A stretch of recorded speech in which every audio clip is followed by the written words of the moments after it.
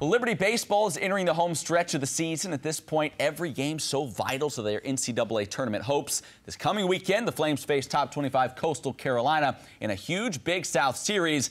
But before that, on Wednesday, LU had to first focus on the Richmond Spiders. Just a picture-perfect day out of the picture-perfect Liberty Baseball Stadium. This game scoreless until the fourth. That's when Dalton Britt unloaded. His fourth jack of the year put the Flames on top 1-0. But they weren't done in the frame. Later, Becker Sankey at the dish. You'd have a base knock to right field, chases home Alex Close. The Flames scored 3 times in the fourth to stake themselves to a nice lead. Meanwhile, on the mound, Matt Pennington making his second straight midweek start. Once again, he was brilliant, taking a no-hitter into the 7th inning. He would go 7, allow just 2 runs, also set a career high with 6 strikeouts. So to the 9th we go. Things getting a little dicey now. Liberty leading 3-2. Richmond with runners on second and third, 2 outs. But Alex Close called on to finish the job, and he does so with heat. Strikeout to end the ball game and preserve the 3-2 win for Liberty. It's their 30th win of the season, as they now have just 7 games remaining in the regular year. With more on Liberty baseball, now we go in the dugout with our version of Tim Kirkjian, Nick Pierce. Thanks for stopping by, Nick. We appreciate it as always. A poor man's version, but I'll take that. Hi, Matt. How you doing? Good. We'll take it, too. You know, every season you have guys that maybe you don't know what to expect from them going in, and then they turn out to have a fantastic year. But those guys usually don't pop up this late in the season. That's what Matt Pennington has done. How important has he been for this Flames season here, getting it going late? And can you think of a comparison over the years of a guy that's done something similar to what we're seeing him do now?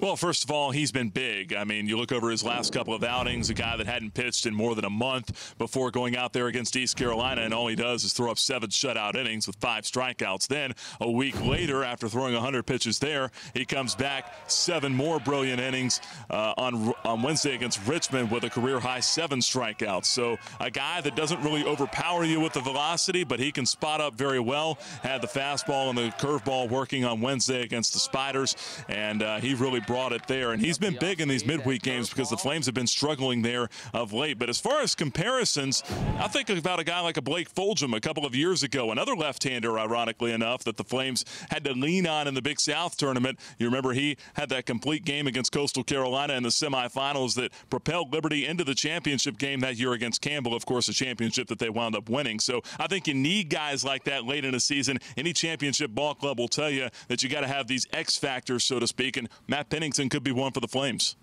You know, Nick, Coastal Carolina up next for the Flames. One of their biggest rivals in the Big South. Both teams tied right now for first alongside Radford. Coastal been doing extremely well on the offensive side. What are the keys for Liberty to slow them down?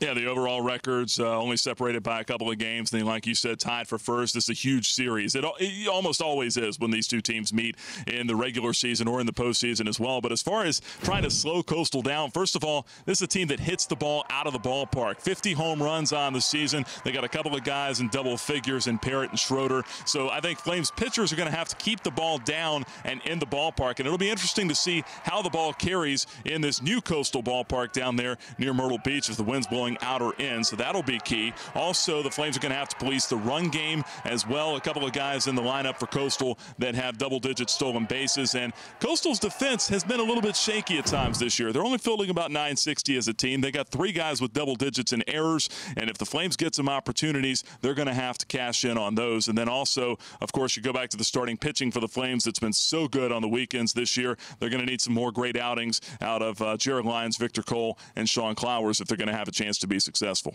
A huge series, and we wouldn't have it any other way. Nick, I know you're heading down to Coastal here momentarily. Have a good trip. We'll see you right back here next week. All right, thanks a lot, guys.